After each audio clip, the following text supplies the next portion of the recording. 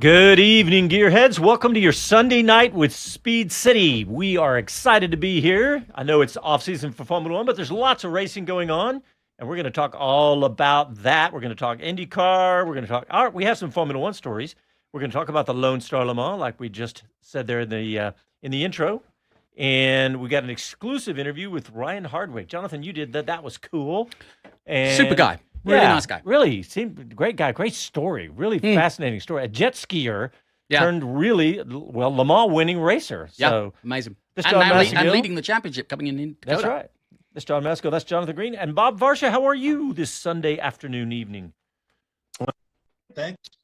We're apparently I just lost my microphone. Right when you started, your microphone blipped off, but Bob Marsh is joining us, and he'll be getting reconnected here momentarily. I see Bob's getting into the act by wearing his Caterham colors today. I did see that Caterham rumor, story, whatever you want to. I mean, about every week now that Formula One is hyper successful, there's a rumor of a new team coming in, and I guess Caterham is on that list. But Bob, how about you? How about you now?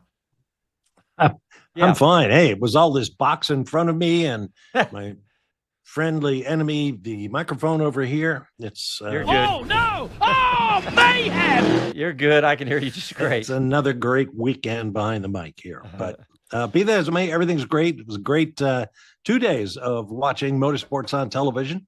Yeah, and both the NASCAR finish and the final 24 laps or so up in Wisconsin were pretty sensational. I know. Both of those. I didn't watch NASCAR, but you guys are going on about it. But IndyCar today was amazing, the last 20 laps.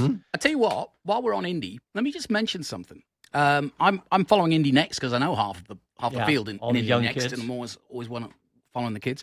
Hauger wrapped up the championship today. Okay. With second place. Now, he suddenly becomes potentially, I mean, he's obviously trying to get to Indy, but he has taken a really interesting route to get here. He's still a young kid. Yeah, I don't know a whole lot about it. Right. Well, he was part of the Red Bull Junior program and I think he won in FIA F3 and he won 5 races in F2. But now he's come back, or he's gone down, power-wise to Indy Next, and he's completely slaughtered everybody in that championship. And there was some good players in it. And now he puts himself in a really good position for a drive. He's driving for Andretti. But it just made me think, he's still young enough to be considered as a potential reserve stroke. Oh. In other words, he was always going the Formula One route. Yeah. But it just it stalled, didn't it, Bob? Yeah. And, that's not unusual, I suppose. And it says something about the strength of the Red Bull Young Driver program that they get these really talented kids. They can see that ability out there. But as far as Cadillac goes, they'd be remiss if they didn't go out there and, look under every rock out there for the skills they need, not the age, blah, blah, blah. Because if the rumor holds true, they're going to get a couple of 36-year-olds in Valtteri Bottas and Sergio Perez. But that's, age is not relevant. If these guys can bring in more than 500 career starts, the kind of magic that you need with experience, it'll be worth the effort. But you're absolutely right about Hauger. And I would imagine that Indy's the route for him now. Yeah. But it's just nice to think about somebody that you could actually throw into the pot, because we are going to be talking a little bit about the future of some of the young guys now that, as Bob says, we've kind of got, it's not official yet, but it's the oldest story of the year, which is that Perez and Bottas quite rightly will be Cadillac's two drivers. Exclusively say I can exclusively say, in my opinion. I'll exclusively reveal I know there's all these stories on the internet of everybody going, it's a done deal. Yeah, exactly, it's a done deal. I can tell you.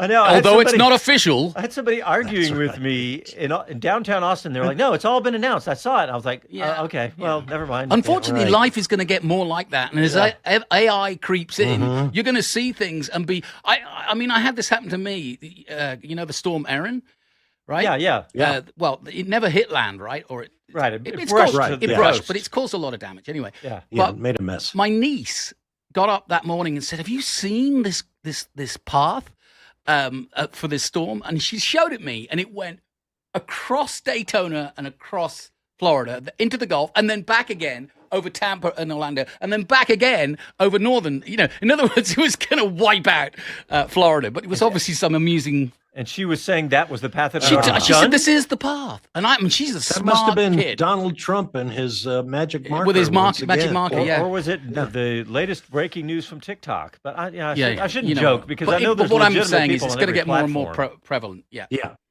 I talked.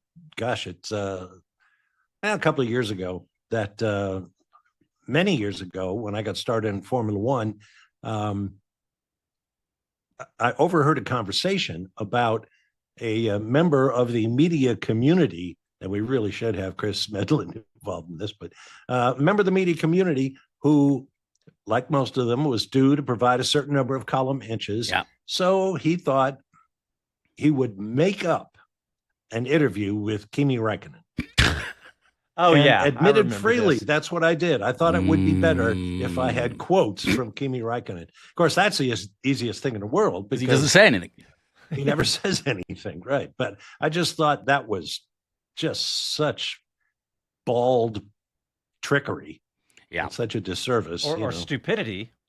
Well, there's that too, I suppose. I mean, just decide that you want to have an interview. By the way, Kimi Räikkönen, when he came on Speed City a few years ago, we asked him a question, and he talked for like 20 minutes, straight minutes. Yeah. I'm serious. I was like, who is this? I had a page of questions all lined out because I assumed I was going to have one-word answers, and I think we got 3 questions into Kimi. Yep. Yeah.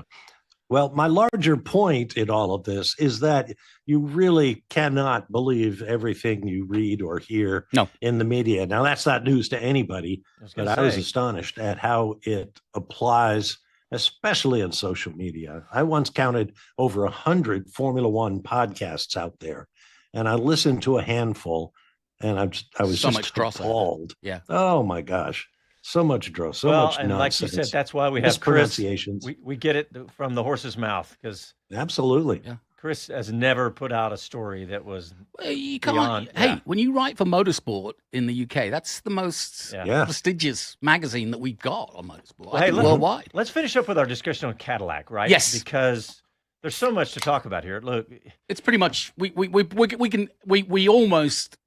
I mean, I know it's not been announced, but it's pretty obvious now. Right. I mean, it really does look like it is going to be Bottas and Perez. And on the Wheel to Wheel show with Chris and I, we had James Hinchcliffe as our guest, and I went down a long diatribe about Jack Crawford. And I'll shorten that real quick for you guys in saying that they were talking experience. And I'll tell you what Hinchcliffe said about experience as well. But I was saying, okay, he doesn't have race wins like both of these drivers do, Bottas and Perez, which is highly unusual for a new team starting with drivers that won races. But what Jack does have, he's got 2 years in FIA Formula 3, 3 years now when he finishes in Formula 2, and he's got as much time as anybody, maybe, in the simulator for the 2026 car. That's the key. Exactly. And not many people can say that. So I went on to say that and made the case for Jack. As what? A driver or a reserve? Either one. Okay. I'm just saying for Cadillac to bring him on. And it looks like the reserve is probably the slot that's left. But Hinchcliffe came back with an argument that's the whole argument, which is you're starting a team from scratch in Formula One, which is, I mean, nearly impossible, right? Now, if you add the money of GM, it makes it then feasible. But if you want to do that, you want to surround yourself with as much experience in every possible position, including the driver. And those 2 drivers have driven for pretty much half of the field. Yeah. And there are some of the most experienced drivers in Formula One history. If you look at the number of starts down the list, they're both in like the top 20 or something like that. And you know what's interesting? A year off Formula One, boy, they're both going to be hungry. They're both at an age where they want to go out on a high, and they'll give it their all. I think they get on really well too. It's a situation that Perez has rarely been in, and Bottas has always been the second man at Mercedes, and obviously at Sauber, tough time. Now he's got a chance, real chance, and it doesn't matter whether they're 11th. The fact that they're moving forward, I think it's going to be really interesting. Can I have my say about Mr. Crawford? Sure. Yeah, go ahead, baby. Exclusively. This is your exclusive. brain thoughts. Yeah, this is to this microphone and to the people in this room, including Huddy. Yes. And my dog. No, I'm dead serious. I didn't think that Jack would get the drive, but I really do think that they should have a thing. I put a story in the document about from grandprix.com talking about how Mick Schumacher is in the picture. The overlooked drivers? The overlooked drivers, yeah. He's in the picture for a reserve drive with Cadillac. But Jack is certainly in that mold. He's on the list. But here's why I think it's possible. Guess who's retiring? A guest I had in my booth last week from Cadillac at the end of the season. Oh, in WEC? Wait, Yes. who? Jenson Button. Oh, yeah, that's right. I did hear Oh, that. yeah. Wouldn't it be nice to have a young, good-looking American in your 8 rounds of WEC? Oh, yeah. Sure. To keep the cat and be a great marketing tool for GM. So, in other words, you could forget what the boys in the team are getting up to and just put him out on every junket GM want to do with Cadillac over next season, because he's only going to be doing a few races. And while Mick Schumacher has done a great job at Alpine, that's the reason why he's in that mix. It's because they're thinking, okay, we need a driver next year for WEC. Yep. And I just think, it's just my melty mind just thought, you know what? That should be, because it's a great marketing tool. Yeah. And he's really good at media now. Yeah. He has really grown up in every aspect as a driver. So he's really good at it. No, I was talking Jack. Yeah. But, okay. Yeah. Anyway, Yeah, he's very definitely hopeful for him. improved. Very hopeful.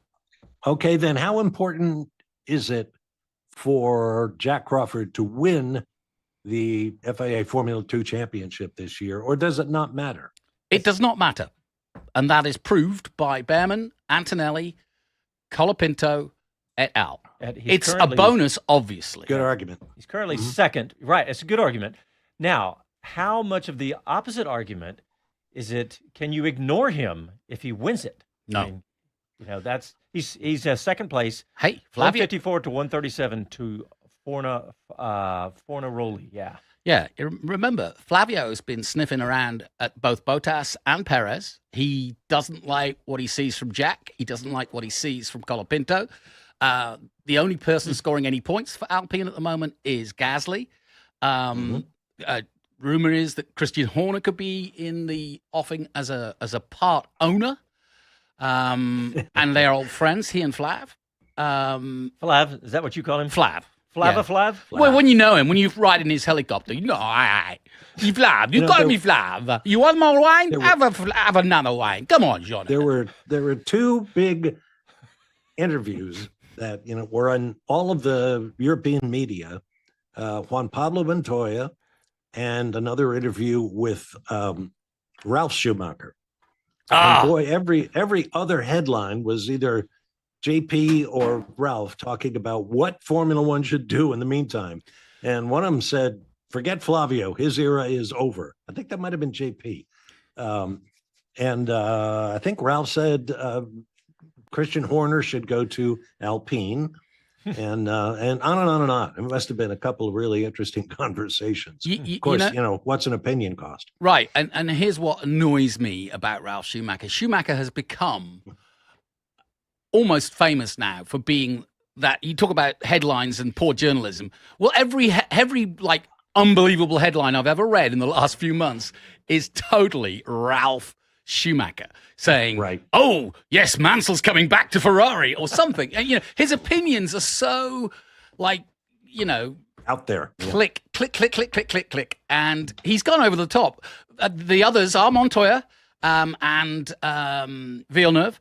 But I was going to say, with Villeneuve in there, you've got the 3 amigos. That's it. It basically is, isn't it? But at least I have a bit more. If Montoya says something, he means it because he's not looking for attention. Ralph is completely looking for attention. Okay, well, we got to take a break, and when we come back, Max Verstappen is going to be one of the topics that we discuss, and not Flava Flav. You're listening to your Sunday Night with Speed City. Back after this. Max.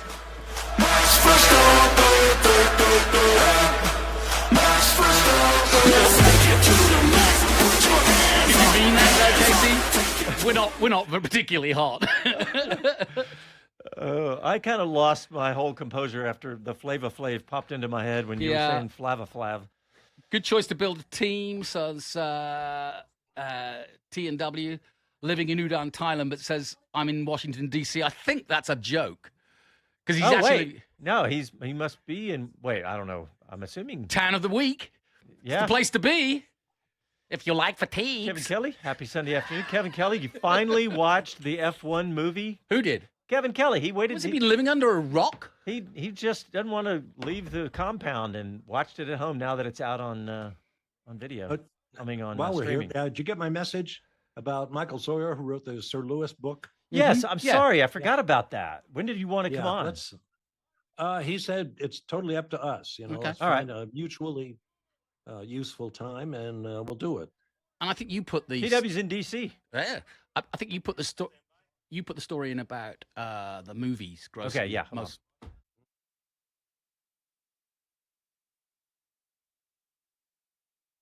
Hi, this is Max Verstappen, and you're listening to Speed City. Welcome back to the fastest hour in radio, Speed City. I really just wanted to play the Max Verstappen song, but I do have something I want to talk about Max. We all knew Max as the ruthless, just evil. Right. He's the best villain in Formula One. He is. But he's losing that title as far as I'm concerned because he's become fun. Well, I don't know. Have you watched, did you see the Ford performance video of him driving the new GTD Ford Mustang, amazing car? He was super fun, and he was telling us racing secrets. And did you see everything the spoof I see one? him now, at the beach with his baby girl. He's just become this fun, amazingly affable creature now. There's a video out there on YouTube about him being spoofed by a TV presenter that he knows really well, an English guy. And he picked him up at the airport to take him to Red Bull and went all the way around Milton Keynes for about an hour. And if you know Milton Keynes, it's all roundabouts. So this guy was all dressed up, mustache, and he's Max, so and he's like, I've never had you in my cab. And Max is being so polite and saying, and he's answering all these questions. He goes, no, you've gone the wrong way. And it's like a 10-minute journey, but a half an hour later, he gets out of the cab and the guy says, pulls off his mask. He goes, gotcha. It was really good. That's great. I did not see that. It's well. And see, Max didn't. He didn't. He grab him by the back of the head and say, go this way. No. So yeah, that's my Max Verstappen story of the weekend. But just because I think it's so much fun, honestly, watching him now. He is a phenom. There's no question. Well, yeah, but he's now the fun phenom. Fun phenom. So who's going to wear the black hat now? Ooh. Yeah, that's true. Alonso's always pretty much had a black hat. Yeah, I'm going to say if he gets competitive again, he'll get the black hat straight away. No, we would all be in love with it if he started being successful. That's a great question, Bob. Besides Alonso, who is the villain right now? Well, let's not get ahead of ourselves. Hamilton? He hasn't run anybody off the road in 3 weeks now? Well, that's true. That's true. There's been no racing though. That's true. He hasn't been a villain. That's right. You don't know what he's done online. All right. Hey, let's talk IndyCar because a new IndyCar race winner for the first time since 2021, Christian Rasmussen. That is pretty amazing. And it wasn't just a win. It was audacious. The way he won it. Yeah, right. Audacious. He did a Pelot on Pelot. Yeah. He went on the outside where it's always a little bit tricky because there's marbles out there and you just don't know what's there. No marbles there today, though. No, and also the opponent will because they keep had you out the wide. sweeper trucks out there at every opportunity. Well, the sweeper trucks came out right before the last 21 laps. I thought the sweeper truck came in the top 10, didn't he? He did. He may have. But yeah, the way he was going around the outside of everybody. Oh, it's amazing. Gaps that weren't there. Yeah. It was incredible. And again, hats off to our buddy Dave O'Neill. Another good result for. Where did they finish? I forgot to look. I know Daly faded. He faded. Okay. But he was. I think he was just. I think he was 13th. Okay. But He was in the Stingray top Rob 10. was 23. Yeah, he was throughout the race. He was right there. Yep. So. Yeah, and by the way, Rasmussen he was 7th when the green flag fell with 20 or 21 to go, and he went from 7th to 1st in maybe 7 or 8 laps, something like that. Not quite as good as the NASCAR race, but he did that. Even the commentators were befuzzled by when Rossi came in, though, and was stuck on the old tyres and went from leading to 14th. Yeah. So. Well, it was Pelot, McLaughlin, and Newgarden on old tires and everybody else on fresh tires. But remember, Rasmussen passed Rossi. He passed Pato O'Ward and Lundgaard. Yep. So it wasn't like he was just, He got lucky with the tires. No, they weren't handed to him. He was, if you saw some of those passes when he was out by the wall, and stuck a 3-foot wide race car into a 2 feet 11-inch, slot. It was awesome stuff. He was really going where angels fear to tread, and yet he pulled it off. Yeah. Headline to him. It's been decided. Exclusive. Yep. Our man in Washington. Do you like how I did that? Yeah. Mr. T&W living in Udon, Thailand says the new villain is George Russell because he gets the black hat since he cries and whines a lot lot about the other drivers. Well, if that's the criteria, there's a few that fit that one, including Lewis Hamilton. I was about to say Lewis Hamilton's quickly becoming a villain. Yeah, that's pretty good, TW. Well, the British fans will not let George Russell be vilified as the No, that's hat. true. That's very true. Yeah. Gorgeous Remember, George. Certainly Mansell wasn't. No. By Gorgeous the way, George. I got a fun fact for you. Go on. The first-time winner in IndyCar Was Danish. was also, guess what his first name was? Christian. So the last first-time winner was also a Christian from Denmark. Christian Lundgaard. Well, you It don't was have to be an Lunga. anti-Semite about these things. Not that kind of Christian. First name Christian. Bob, you're trying to get our YouTube channel banned today by mentioning all sorts of Christian power. Anderson. Listen, Come our on. YouTube editor is shaking his head going, yes. Stop. Land of the free, home of the brave. You for can't. now, There's so, no free speech on YouTube apparently. So because every time we say anything like that, our views go to nothing. You're going straight to hell for that. So anyway, I thought that was a fun fact. The last first-time winner in IndyCar. I think that. What else? Anybody else got anything at IndyCar? I want to move on to the NASCAR because I want you guys talk to. Y'all watch it. I didn't watch NASCAR. Yes, I do. I think they're turning it around. I think they're turning it around well, and I think a lot of it is having the choice of Buxton. I think Buxton. I mean, it was a hell of a race, but Fox are doing a good job of making Indy sexy again or interesting again. They've got a great young field, including Rasmussen and Malukas and all these other guys, and you've still got the heroes like Dixon. And Palou is already a 4-time champion. So the stories are better. I think the coverage is better. I think the analysis is better. They're doing some great stuff showing you a car and how the wind affects it. And I think Formula One has led this with their technical. I was thinking that. And think about the audience, the new audience of young tech people. Yeah. They love to look at the aerodynamics. And when they start to go, they don't have to be a physicist, but they're like, I never thought about that. And dirty air and what that means, and how you adjust to get that. So we're seeing much more of that in Indy, and it's making it more interesting. When I'm watching the IndyCar broadcast, because we watch Formula One so much, every session, every race, and then over and over and over, Sure. Everything that's not perfect stands out because Formula One is, I'm not saying they're perfect, but they're closer than anybody else. Just little things about the broadcast bother me. They were tiny little things that I think that could polish it up, but it is getting better. What do you think, Bob? The Fox side of things? I'm just saying IndyCar in general. And Fox, yes, because they're it's their first season together. Yeah. So they'll learn and they'll get better.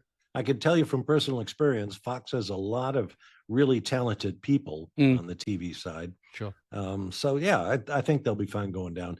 I didn't see the entire race, but looking through the stats on the IndyCar app, it looked like Palou just dominated from pole in the early laps. And as I watched the TV coverage unfold, you could tell there were not a lot of people there.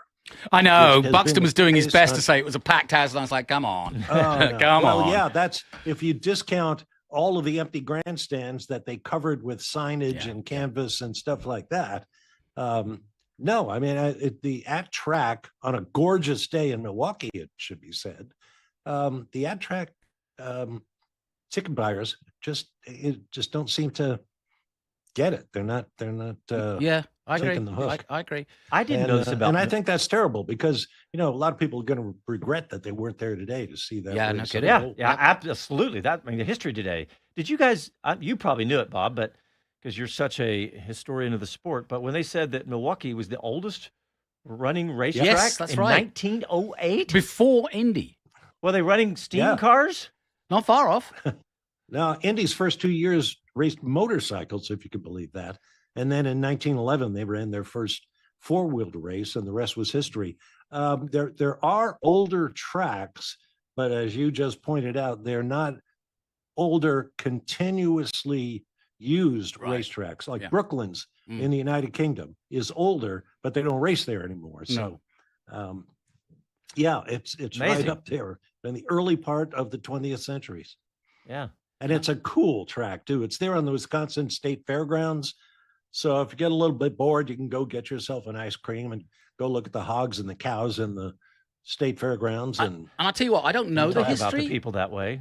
Jonathan, go ahead. I don't know the history of Milwaukee's 1 mile circuit, but I'll bet you it probably was a boarded cycle circuit like some of those were back in the early 1900s, especially at the fairgrounds. So that all ticks all those boxes where it could well have started off as a 1 mile cycle track made of wood.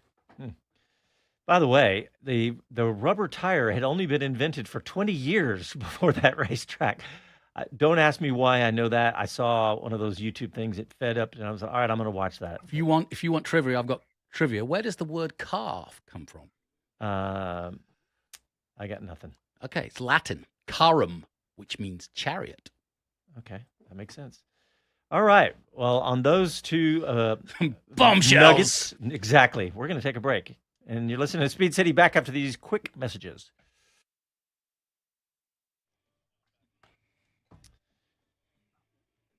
All right. Thank you, David Lawrence. Good to see you, Dave. Haven't seen you here. You probably have been here. I just haven't noticed everybody. Hey, TW's got another good point. What about your boy, SVG? Oh, getting the lead. Huh? Getting the lead. Yeah. What did he say? Thoughts on this from Australian NASCAR kicking butt at road courses? Yeah. Well, and the thing is, have you noticed that NASCAR is now gunning for him? That was the biggest takeaway I had from last night, is that he got himself all the way to the front, and that was it. He's the villain. He is now that. No, he is. They want him, and it's NASCAR's still one of those sports where if you're like, unsaid gentleman's agreement that you're either because it's so easy to turn someone around in NASCAR. And he went from the lead all the way back. Nobody would help him. Nobody would get in line.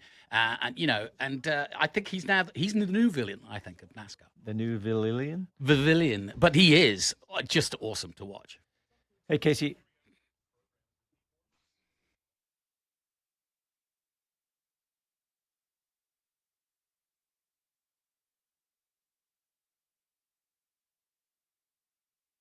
I'm George Russell, and you're listening to Speed City. Welcome back to the fastest hour in radio, Speed City. All right, welcome back. And how could that sweet-faced boy be a villain? Yeah. Actually, George, he does not. He just doesn't have enough cutthroat to be the villain. No, not every week for sure. Jonathan, I was looking at the stuff you put in show docs, and you alluded to it earlier, but we talked about Cadillac, but Caterham. Yeah. What? So this, So there's it's not a rumor because they quoted him. There's a Saudi Arabian guy who wants to bring back the Caterham name and build a 12th Formula One team for 2027, which, first of all, given what we just had with Cadillac and Andretti, it seems kind of almost impossible to do. I still got. But everybody hated the idea of an 11th team, but once GM got involved, it was like, okay. As long as I think it was just Andretti. I think that's it. It's as simple as that. I think that's spot on. Yeah. By the way, I still have. Do you think we could do 12 Caterham pieces of swag, including Caterham I've got hats. a signed Rossi hat. Yep, yeah, from when Alexander Rossi was there. We have all sorts of stuff. What do you think, Bob? Did you think Formula 1? 101st caller gets them. No, just kidding. Do you think there is room for 12? Apex proved that they can have 11. They've got room in the paddock. I think there's room for 12. Now, under the rules, there's room for 13 teams. Interesting. And I don't think there's a track out there that would be it would fit. Imola. Fatally difficult to make. Well, yeah. But I mean, there are more tracks that are possibly too narrow than there are teams that don't have, say, pit space. But yeah, I think he could do it. I mean, when I started in the sport, there were 13 teams out there. Yeah. Actually, there was more than that because there were one-car teams at that time. and they were awful, but they were out there. And it was wooden wheels back then, yeah? Yeah, right. Yeah. Pre-rubber tires. Yeah, pre-rubber. Yeah. Well, those were back in the wild and crazy days of pre-qualifying. Yes. So you had to come out there at 7 o'clock in the morning, and you had a 30-minute session or whatever it was, and a couple of teams would advance. And that means if there's one good 2-car team out there, there goes 2 of the spots onto the starting grid. Pre-qualifying. Is that like it pre-boarding? was crazy. Here's a piece of trivia I'd like to know. When's the last time the 107% rule was put into effect? And you know what that is. Yeah. You have to be what? You have to be within 107% of the fastest car. The fastest guy. Yeah. Otherwise, you don't qualify. I'm going to guess like 2016. It's a long time.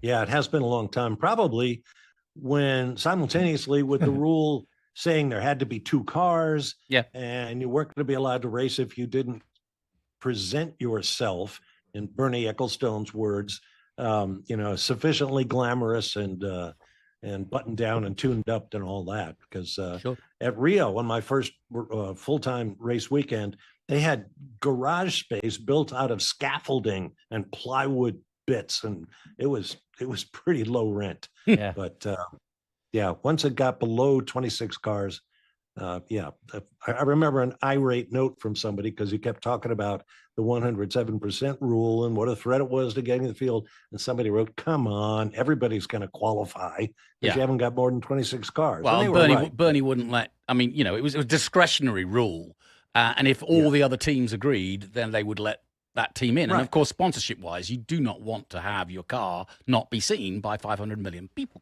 I can't believe no one has Googled the last time the 107% rule was used. I thought you could multitask. Well, I just did it. 2002, 2012. That makes sense. That far off. I knew it was that recently. I knew it was since the Coda era because was it a Caterham?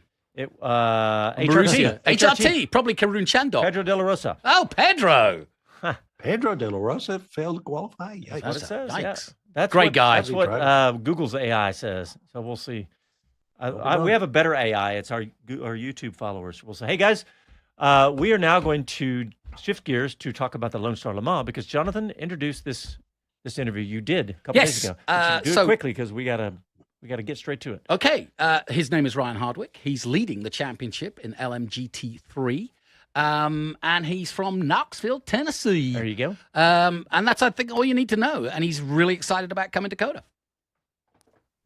Well, welcome, everybody, to Speed City. I'm delighted to welcome an American to the show again as we look forward to the Lone Star Le Mans. And it is Ryan Hardwick, who's having one heck of a year right now and is, if you like, living the dream in many ways, I would argue. Ryan, welcome to the show. And first of all, set us up. You're coming as an American to COTA, your home race, in the sort of, I would say, 2/3 of the season gone in WEC. But so far, so really, really good. Well done. Yeah. First of all, thanks for having me. It's always nice to prepare and getting ready for a home race, Austin, Texas, and COTA is it's a special track. For me, it was the very first track that I ever raced sports cars on about 10 years ago. And so I love the city, love the track, love the circuit. So I'll have lots of family and friends there. And really looking forward to getting there. And this year, like you said, we've had a great year. It's quite a turnaround from a year ago for me, but man, I'm a part of a great team and they know how to win. And so, think we've won. We're the only team to have won 2 WEC races so far this year. And, bringing the championship lead into, our home race, just couldn't be more excited about it. No question about it. Well, tell me, first of all, about the first one to Imola, because that was a big milestone for you. Yeah, that was a big one. Imola has always been a favorite track of mine. I got to race there. It was the first racetrack in Europe that I ever raced at way back in 2017. I was racing Lamborghini Super Trofeo single make series, and we had the world championships there. And man, I love that track, love the circuit, love the fans, love the food. Man, we found ourselves battling with, the doctor, with Valentino Rossi, the hometown favorite, there. And their car was amazingly fast all weekend. They really had the best car, I think, and obviously Valley really wanted to, win one in front of his home crowd. And man, we definitely weren't the fastest car that race, but we made the minimum mistakes. We didn't have any penalties, didn't have any mistakes on pit road, and the guys that were faster than us, they all, had to serve some penalties. And so that was really the story of the race. We found ourselves in the lead with, a little while to go, and man, Valley's car was charging hard with Van der Linde in it. And man, I'm glad that race wasn't one lap longer, because I don't know if we could have held on for much more. But my teammate Richard Leeds, he's a cool cat. He's cool and calm under pressure, and he brought us home with which I believe is still the closest margin of victory in WEC history. So we were pretty much nose to tail over the BMW coming across the finish line. But that was my first win in World Endurance Championship, and man, I'll never forget being on the podium. With all the Tifosi were there, the Ferrari won the hypercar class, and then obviously all of Valentino's fans were there in attendance. A lot of fans. They weren't super happy with us, but it was really cool sharing the podium, with a, absolute hero of mine, so I think it's awesome just to be racing against a guy, but to share the podium there with him and be battling with him all during the race. I grew up as a motorcycle, enthusiast, fan, rider, still am, to this point, my business career, I own a group of motorcycle dealerships. So I'm really, really involved, in the motorcycle industry, and to be out there competing, with one of the all-time greats, on two wheels, it was really, really cool. I was going to say, I don't know how much interaction you've had with Valet, but I've met him too, and I've covered his whole career. I mean, they say never meet your heroes, but Valentino is what he is. He is exactly as you'd imagine him to be. Am I right? Yeah, no, you're right. He's definitely not playing like a character on TV.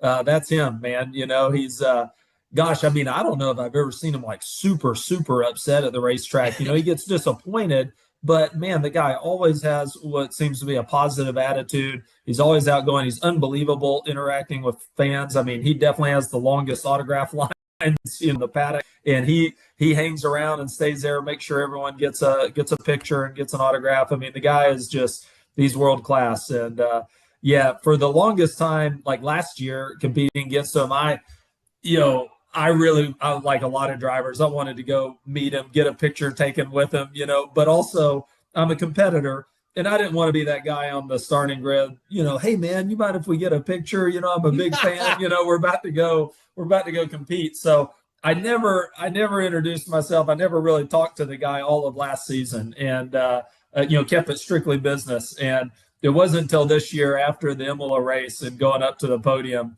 I did reach out. I was like, hey man, if you really don't mind, it would really mean a lot to me and a lot of my friends and family at home if we could grab a picture together.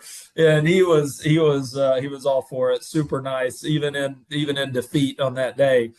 Super, super nice. We obviously know a lot of the same people at the manufacturers and other racers in the motorcycle industry. We have a lot of common friends, and so we got to have a good chat, about all of that, and told some stories, but dude, he's just an awesome guy, just like you said. I mean, he's exactly like what you would imagine, and man, the guy is just unbelievably talented, obviously on two wheels, but man, he's picked up, this sport like incredibly fast, and it's no surprise to me, so, dealing with somebody who's one of the greatest in the world, he's all time. He's truly a class act. Well, listen, we're always proud to have a Ben Keating or somebody like yourself or Harder Racing. We follow the Americans on the sports car side of it very closely. And I think you're in an era in WEC and IMSA to a certain extent of a real purple patch. Why don't we just quickly go back to how you got here, because you're now part of a really elite sport in terms of talent and in terms of manufacturer entries. You're from Tennessee originally, right?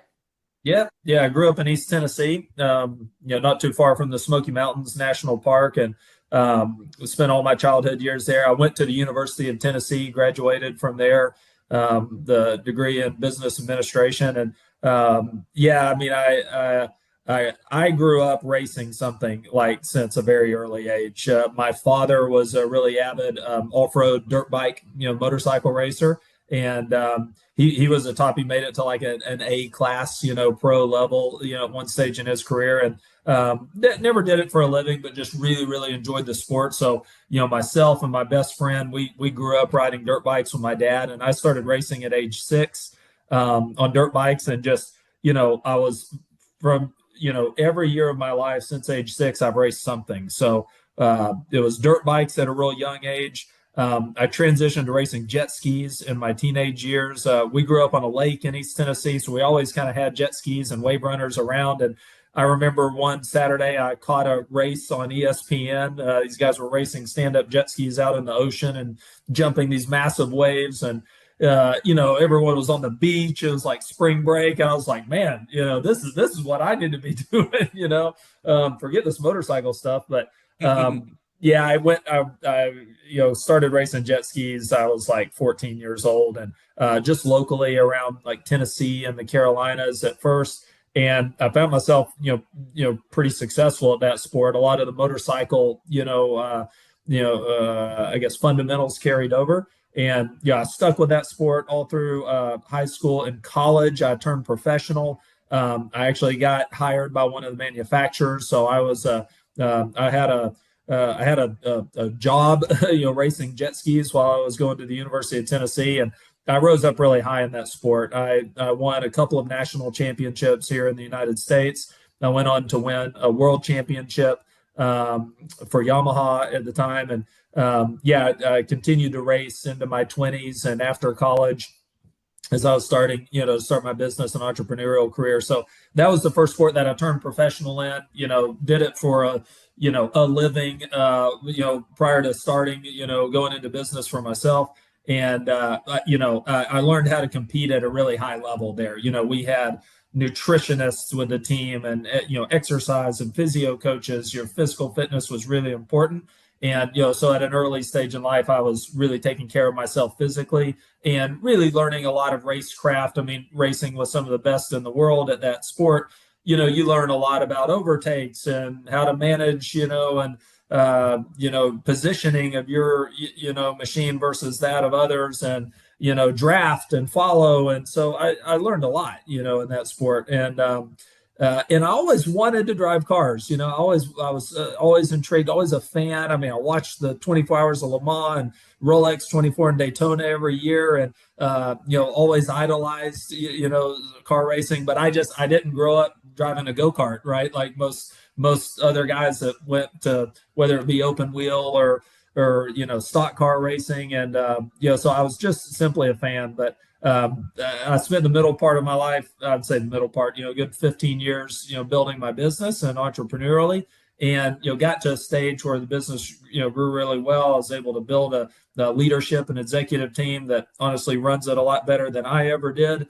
And still own that business. We're one of America's largest retailers of motorcycles, jet skis, and ATVs and off-road vehicles. It's called Mountain Motorsports. Great business. Obviously, it's a passion of mine. I love it. Still own it with my co-founder, a guy who I started the business with 25 years ago. This year, we're celebrating our 25th anniversary. And it was in 2015, I developed the time to kind of carve out to say, hey, man, I'm going to go pursue car racing. And so that was the year that I went out and started doing driving events, and went to do a racing school in Las Vegas, and to try to obtain my, FIA license.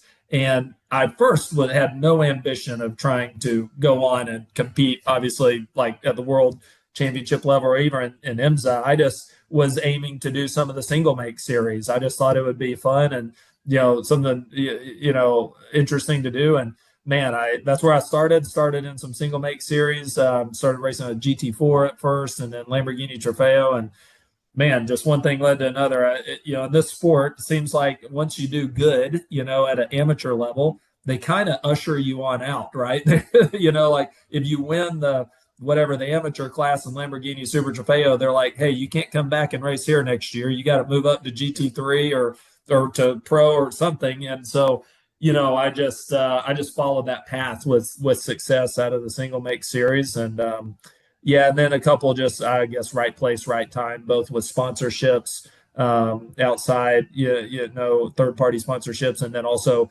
there was some holes like in IMSA WeatherTech Championship. I was able, Lamborghini kind of helped put me into a seat with in 2019 with Paul Miller Racing. They had Madison Snow was their longtime driver, still is, but at that time he got upgraded to gold. They needed a bronze or silver driver. I was coming off the world championship in Lamborghini Super Trofeo the year before, so I kind of found my way into a seat with the Paul Miller team on a Lamborghini in 2019, and then I've been in WeatherTech, IMSA, GT3 championships ever since. So that's a kind of quick abbreviation to how I got here. Well, and that's a perfect way to do it, because that was a full potted history there. I've got to step back one though and talk about Le Mans, because as an American, it's a funny thing.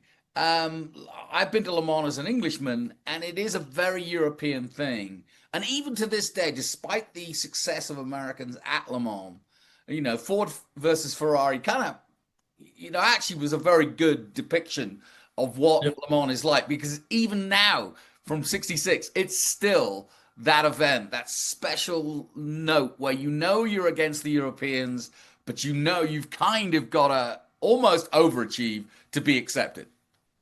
Yeah, I mean, I think you're right. I know in this country, I think it is a bit more popular than what a lot of people may think. I mean, when I meet new people and say, "Oh, this Ryan, he races sports cars or he's racing with Porsche," a lot of people's first guess, even years ago before I was ever racing in Europe, was like, "Is that like Le Mans? Is that big race in Europe? Is that where you race?" I'm like, "Well, yeah, I mean, that's like at the top." But yeah, the Ford versus Ferrari movie definitely, I think, added a lot of notoriety in this country.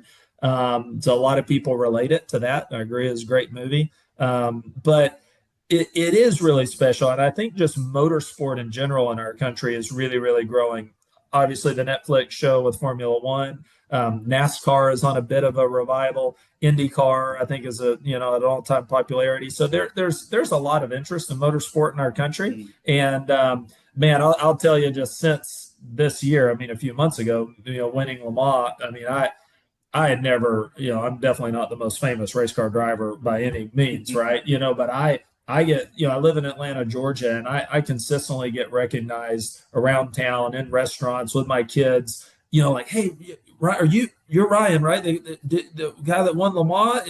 Yeah, and my kids think it's a hoot, and stuff. But, they're like, "Hey, man, that's great. That's so cool that a guy from Atlanta, won Le Mans. We heard about it. We saw it." And, so there, it definitely, when an American wins, just like when Ben Keating won a few years ago, it makes some news, around the U.S. And so it is a super important race. I mean, being able to win a race like that here in America, and I'm assuming it's the same in Europe or, drivers from anywhere else around the world, there's a lot of pride involved, a lot of country pride, so not that many Americans go over there. And it's really cool to join that, relatively short list of Americans who have won over there.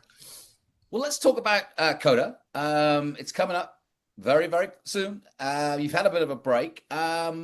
Obviously, you guys are on a bit of a roll. You're feeling confident, I'm sure, coming in. But why don't we talk about the aspects of this particular track and this particular weekend? How do you feel in terms of how you set for it? I mean, Nora, I would say we're, with our team, we're always confident. I mean, when we go to the racetrack, with Manthey, Porsche, we don't go hoping. I mean, we go expecting to be competing, for podiums and running up front. As you know, in this championship, in the World Endurance Championship, the FIA and ACO, they're all about, success, ballast, and trying to keep the, competition close. So I would say we have two things that are a bit of a challenge for us going into COTA. One, we're still carrying a lot of extra success ballast from our win at Le Mans.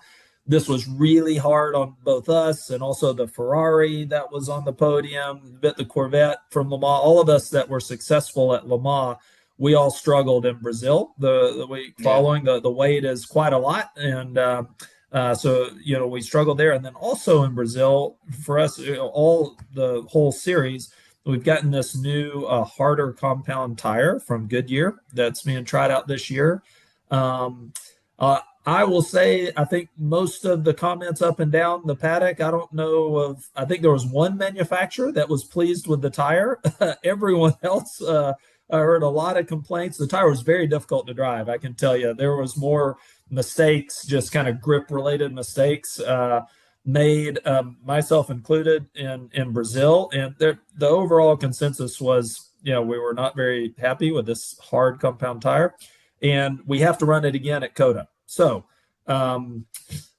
I do believe in COTA we're going to have a lot warmer, ambient air and track temperatures that hopefully will wake this tire up. But it's not just for us. I think most of the cars, most of the drivers and teams struggle a bit with this tire. So I'm sure it's not what Goodyear wants to hear. Goodyear makes a heck of a great tire with the normal medium compound that we normally run. We run all year. I'm looking forward to get back on that tire. But I do think this will be a challenge in COTA. I think it's going to be the number one thing that all teams, all drivers will be talking about is how does this new tire react to COTA's surface? Yeah, I can imagine. And it will be warmer, so it might have a decent chance of having an impact in terms of getting it up to temperature and stuff. But yeah, thank you for that, because I think we'll look out for that, especially in GT3. Is it across the board in Hyper as well? No, the hypercar has the Michelin tires, so they're they have their compounds are set. This is only LMGT3, so but it is across the board in LMGT3. We don't get a choice of which compound. We all have to run this new harder compound tire for COTA. It's my understanding we'll be back on the standard tire for Fuji in Japan. So we'll see. Maybe it works great in COTA with the high track temps. And I was in COTA earlier this year, driving on track, just at a track day, little test, and there's a lot of new surface, area and stuff. So the grip is quite nice, at COTA right now. So hopefully this tire will hold up, and we'll all be okay. But I'm cautiously optimistic about it. Well, listen, Ryan, it's been great catching up with you. Shout out your socials and the team and the number, so that fans can, when they get to COTA, understand where you are and what to look for. Yeah. I mean, you can follow along with us. We're the bright blue Manthey First Form, number 92 Porsche 911 GT3R.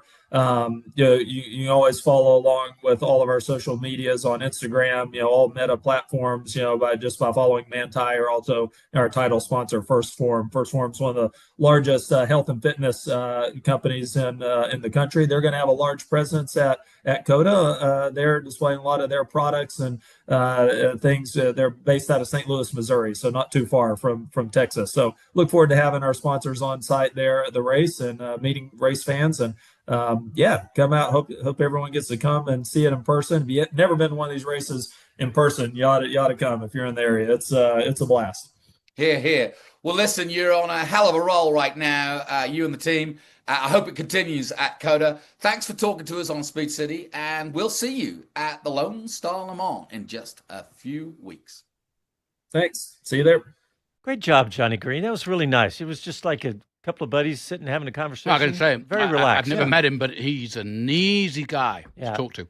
Yeah, Bob, are you getting excited coming down to Lone Star Le Mans? Absolutely. It's going to be a pile of papers here on my desk that I've got homework to do between now and the I know. Really I'm actually looking forward to rewatching all the WEC rounds. Yeah. Well, I don't know if your room's going to be ready, but no. Don't say that. No, you got a room. I just don't know. It may be a little messy at that. The remodel is coming down to the wire. So as they always do. Well, if you need to get me a hotel room, no. We actually, my daughter's away at college, so we got another room. So no matter what, we got a spot for you. Okay. All right. Well, guys, we are almost out of time. What do we got? It's 2 weeks for Lone Star Le Mans, right? So we didn't get any tickets to give away. Why didn't we do that this year for Lone Star Le Mans? But they're cheap. Why didn't we do that? They're reasonable. And last year, there was a good crowd last year. It was a good crowd. Like 50 grand, 50,000, I think, something like that. It's such a different sport. MotoGP and Formula One and NASCAR, obviously, are at the top of their games. And historically, sports cars hasn't been given the love, but because of the quality of the field and the number of manufacturers, it's now suddenly becoming really, really popular. Yep. All right. Well, thanks everybody for tuning in. However you did it, on the radio here at 1370 or on YouTube. We appreciate everybody, and we appreciate all the likes everybody gave us today. And we'll be back at Formula One action next week with Chris Medlin and the gang. Talk to you then. Happy trails.